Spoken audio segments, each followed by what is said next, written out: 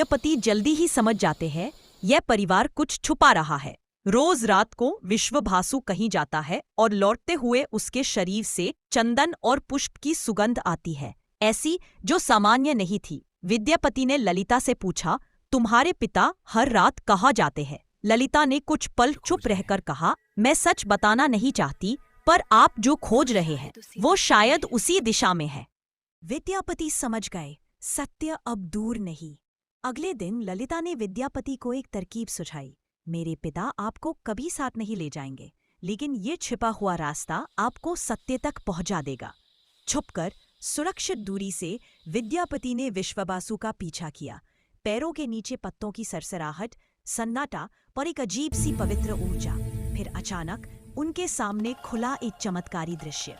एक गुफा के भीतर एक पवित्र स्थान, और उस स्थान में नीलवर्ण प्रकाश से जगमगाती श्री नीलमाधव की मूर्ति।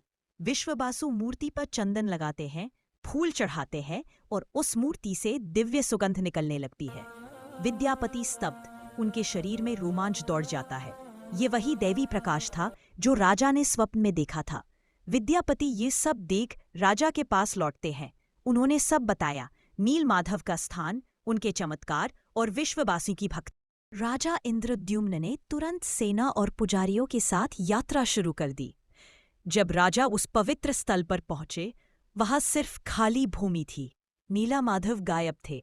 राजा स्तब्ध, सैनिक भ्रमित। विश्वभासु रोते हुए बोले, राजन, मैं हर दिन पूजा करता था, पर लगता है भगवान ने रूप बदल लिया, किसी और रूप में अवतरित होने के लिए। एक अचानक तेज हवा उठती है, आकाश अंधकारमय और एक दैवी आवाज, राजा इंद्रद्युम्न, मुझे खोजो नहीं, मैं स्वयं तुम्हारे पास आऊंगा एक नए रूप में। तो भक्तजानों, ये था भगवान जगन्नाथ का दिव्या लीला।